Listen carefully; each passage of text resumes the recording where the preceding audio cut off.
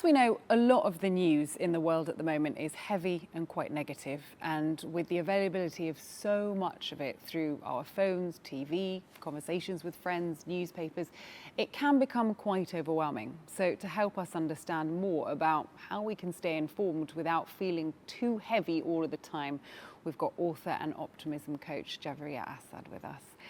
Lovely to have you. I think this is a really important topic to talk about because all of us, I think, are turning on our TVs and opening up our phones and just getting this stream of what can often feel really negative, but it's also important to stay informed. So how do people navigate this and not let it kind of bring them down?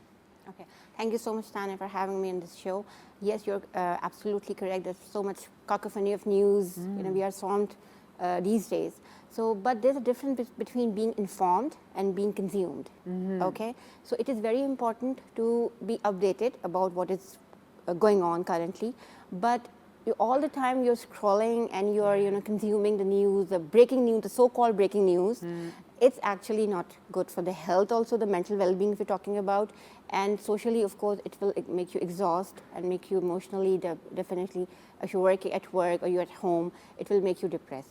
So I would say that you should be informed, updated, but you should have very clear picture, exactly you have authentic source of information. Yes, the truth is so important. This is very important. Yeah. First you have to have very authentic source of information, that what kind of channels or what kind of social media platforms you're following. This is first criteria to be informed authentically. And after that, how much information you're absorbing at that time, that is very important. And relevant information. For example, you should not jeopardize yourself in so much happening.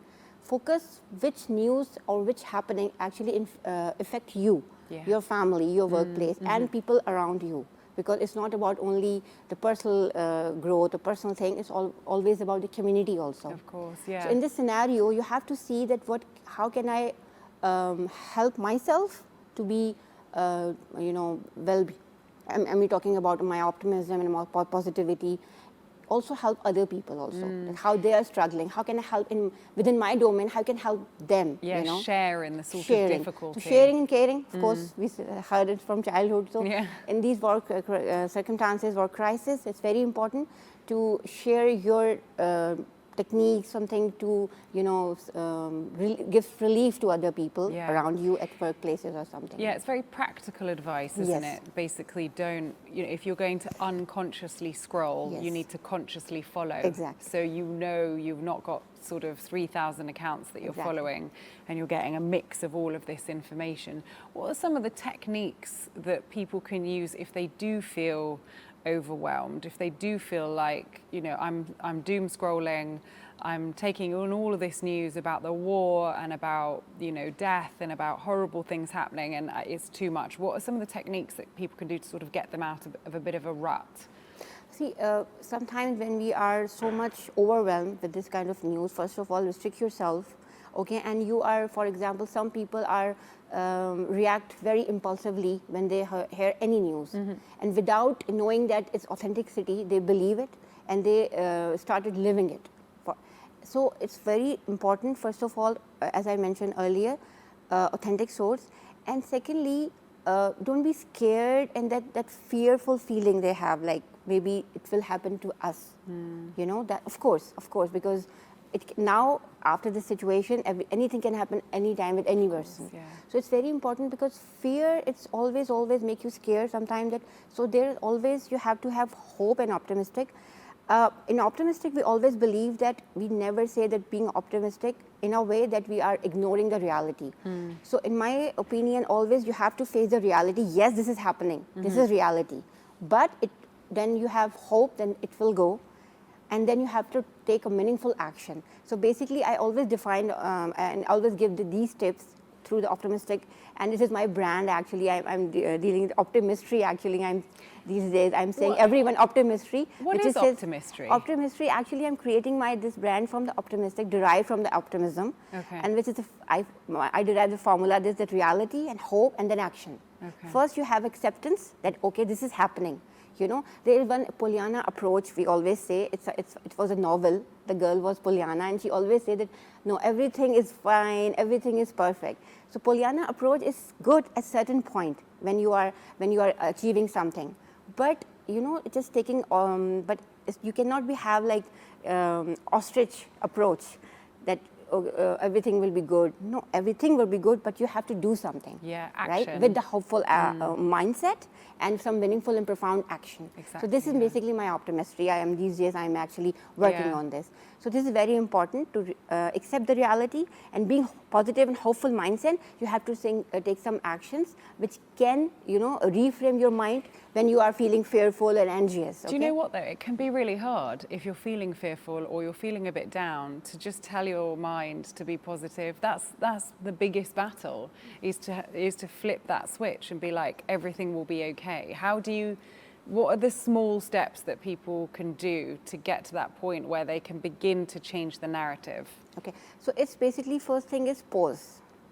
First, okay, relax. If you have heard any news, if you had something bad happen to yourself, pause, relax. Try to understand what exactly happened, all the if and buts of the situation. So pause, a little pause is very important. And it's not a pause for a 5 second or 10 second. It could be 1 hour, 2 hour, one day, to absorb the, you know, because every person's reaction time is different to any situation. Then reframe your mind. Now, how can I heal myself, overcome this situation? What could be the possibilities to reframe this situation, to turn the table in my favor? Or how can I overcome this situation? So this is after pause, then reframe.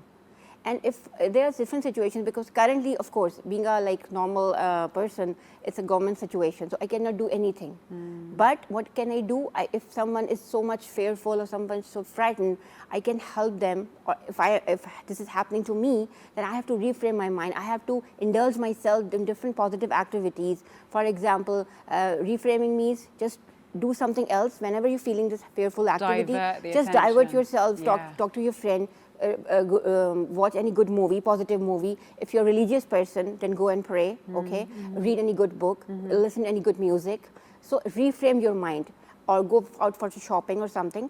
So just you have to take out yourself from that situation mentally, and then progress, right? After that, I'm not saying that you don't have to solve that problem. When you have reframed that, now you're open, now you have breathed, now you have some, you know, relaxed mind. Now you have to see that how can I overcome this problem. So basically, reframing is very important when you are having this anxious and fearful feeling. Yeah, it is. And I was looking through some of your work, and it kind of matches to what you're saying. It says life doesn't become better by pretending. It becomes better when we learn to think clearly, act courageously, and grow intentionally.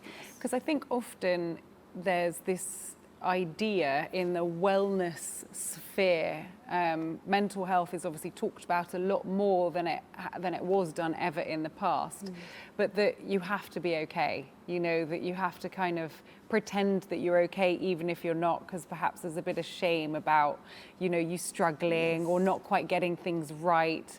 And I guess that's where the pretending comes in, is that, like, you know, if we're pretending that we're okay, maybe we're not dealing with the issue. Actually, I don't, as an optimism coach, I don't like to be pretentious. Because, you know, this is a trend. People that if I would be a very positive person, happy go nature, people will like me more. And in that scenario, what you do, you are just, you know, just letting everything absorb. How authentic is that, if that's not what you're actually feeling? About to like feel, if you're not feeling happy, but you just saying that you're happy, it's that very harmful for you. It's just like, you know, a volcano. After some time you will explode. And when at that time you will explode, people see that this is your reality, because it's common scenario that whenever you want to see any person, when how he's behaving in an anger situation. Right? So all the time when you're pretending that no, everything is positive, I will not get angry, it's basically you're just captivating feelings you're adding your feelings, you're suppressing your feelings. Yeah. And after some time, when you explode, it will not harm yourself, but also you will harm other people also. So don't be pretentious. Yeah. Don't be pretentious. And somehow, of course, there are some courtesy things, ethics, for example. But at some times, you have to be vocal. You have to, you should know how to express your feelings within limited, within limited your circumstances, not to hurt anyone. But it's not always to be showing that I'm very positive. And because I always say that removing negativity from your life actually the first step. Because once you will remove negativity from your life, automatically positivity will come in, right? But what we do, if for example, I'm a person, I see I concur in confront any situation, and I see the negative side. The people say, why you always see the negative sides? Because I am the person who see the bad side first, the dark side first, because eventually when I will sort it out, bright side will automatically come in. So don't be so much pretentious. It depends. It's conditional when you have to be pretend, but not always. I always say don't be so much pretentious because it will suppress your feeling, it will harm you, your mental well-being, because after some time when you explode, as I said earlier, it will definitely, you will be double fiasco, I would say. Yeah, it will be a horrible situation for you, yes. I guess find someone that you trust, whether that definitely. be a friend or a family member. Sharing is very important. Or a professional or a coach if you need it, and find your way out of it. Well, thank you so much. I think there's some really valuable tips there. I hope so. for whether it be news fatigue or getting yourself out of a rut. They're all important things for us to think about every day. Thank you so much, Tanya. Thank you. Thank you. There we go. Lots of things to think about this morning. Javeria Asad with us here on Morning Asia. Okay, well, thank you for watching Morning Asia. The team and I, we will be back tomorrow, 10 a.m. Pakistan time. So please join me, grab yourself a cup of tea or a chai, and we'll have lots more news and lots more fun for you tomorrow.